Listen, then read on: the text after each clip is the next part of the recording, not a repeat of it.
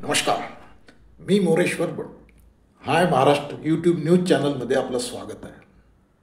ठाकरे बंधूंची निवडणूक युती ही आता कवी कल्पना राहिलेली नाही. जमलंय, दोघं भाऊ युती करून निवडणूक लढवतील असे ठरल्यात. जमा आहे, घोषणा बाकी आहे. दोन भावामधील दुरावा संपलेला आहे. गेल्या 15 दिवसातल्या घडामोडी पाहिल्या तर हे स्पष्ट होत आहे की दोन भाऊ निवडणूक युतीत महापालिकेच्या निवडणुका लढवत आहेत. त्याचा ट्रेलर म्हणजे मुंबईतल्या बेस्ट कामगारांच्या पतपेढीच्या निवडणुकीत दिसत आहे. ही बेस्ट पतपेढीची निवडणूक दोन्ही भाऊ युती करून लढवत आहेत पहिल्यांदाच. तर ही बेस्ट पतपेढीची निवडणूक कधी व्हायची, कधी संपायची, कोणाच्या गावी नसायचं. म्हणजे त्या कामगारांच्या शिवाय. परंतु आता ही बेस्टची निवडणूक चर्चेत आली आहे, महत्त्वाची झाली आहे. कारण दोन्ही भाऊ एकत्र आले आहेत, लढवत आहेत. त्यांच्या विरोधात भाजपचं पॅनल आहे, प्रवीण दरेकर आणि प्रसाद लाड यांचं. आणि फार या बेस्टच्या निवडणुकीला फार महत्त्व आलेलं आहे. आता बेस्टमध्ये हे भाऊ एकत्र आले, याचा अर्थ हे भाऊ पुढे एकत्र दिसणार आहेत. आणि त्याची झलक म्हणजे ठाकरे सेनेचे खासदार संजय राऊत यांनी आज नाशिकमध्ये जाहीर केलं. राज ठाकरेंनी जाहीर केलं की मुंबई, नाशिक, ठाणे, कल्याण, डोंबिवली या महापालिका दोन्ही भाऊ एकत्र लढणार आहेत. ही थेट घोषणा संजय राऊतांनी केली. तसं म्हटलं तर राज ठाकरे यांनी मागे जाहीर केलं आहे की आम्ही योग्य वेळी युतीचा निर्णय जाहीर करू. योग्य वेळी अजून यायचे, निवडणुका अजून जाहीर व्हायच्या, तारखा जाहीर व्हायच्या. दिवाळीनंतर डिसेंबरच्या पहिल्या आठवड्यात जिल्हा परिषदच्या निवडणुका आधी घेतल्या जातील. जिल्हा परिषदनंतर नगरपालिकांच्या निवडणुका होतील, नंतर महापालिकांच्या निवडणुका होतील. आणि सर्वात शेवटी हे सर्व तिन्ही हे आटोपल्यानंतर मुंबई महापालिकेची निवडणूक होईल सर्वात शेवटी. ते म्हणजे जानेवारीच्या पहिल्या आठवड्यात शेवटी वगैरे असं काहीतरी होईल महापालिकेची निवडणूक मुंबईची. फेब्रुवारीसुद्धा उजाडू शकते. तर एवढा वेळ असल्यामुळे राज ठाकरेंचा विचार होता की बाबा योग्य वेळी आपण जाहीर करू युती. परंतु संजय राऊतांनी भार उडवला आहे.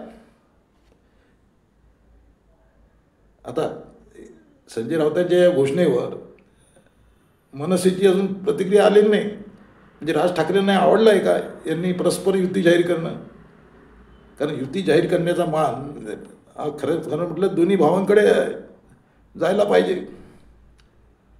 पण संजय राऊतांना प्रत्येक गोष्टीची घाई, प्रचंड घाई. त्यांच्या जाहीर करून टाकलं की आमची दोन्ही भावांची युती होते आहे, एकमेकाची चर्चा सुरू आहे. आणि ही युती जी आहे ती कोणतीही अघोरी ताकद ही युती, ही वज्रमुठ मोडू शकत नाही, असंही त्यांनी सांगून टाकलं आहे. त्यामुळे आता या संजय राऊतांच्या घोषणेकडे दोन्ही भाऊ कसं पाहतात. पण ते ठरल्यासारखंच आहे, फक्त घोषणेचा मुहूर्त बाकी आहे. त्यामुळे आता म्हणजे पूर्ण राजकारण आता तापायला सुरुवात झाली आहे. ठाकरे बंधूंच्या या रणनीतीचा फायदा किंवा तोटा भाजपला कितपत होईल? कारण मुंबई महापालिकेची निवडणूक देवेंद्र फडणवीसांनी प्रतिष्ठेची केली आहे. आणि दर दोन भाऊ भाषिक अस्मिता, मराठी अस्मिता, धार्मिक अस्मिता म्हणजे या मुद्द्यावर लढणार असतील तर ते भाजप पुढे अवघड काम होणार आहे. अलीकडे तुम्ही पाहाल मुंबईत जे 2-3 मुद्दे चर्चेत आले ते विरोधकांनी लावून धरले आहेत. म्हणजे काही महापालिकांनी काल जाहीर केलं की मांस विक्री बंदी 15 ऑगस्टला. त्याच्यावरून विरोधकांनी मोठा आरडाओरडा केला. ते मायलेज विरोधकांना मिळू शकते. दुसरं म्हणजे तो कबूतर खाण्यावर बंदी, त्यामुळे जैन धर्मीय दुखावले गेले आहेत. तर विरोधी पक्ष म्हणजे भाजप आता काय स्ट्रॅटेजी करतो त्याच्यावर सारा खेळ आहे. परंतु मुंबईमध्ये हे 2 भाऊ एकत्र आल्यामुळे भाजप पुढे आणि खास करून देवेंद्र फडणवीस यांच्या पुढे कडवं आव्हान उभं झालं आहे.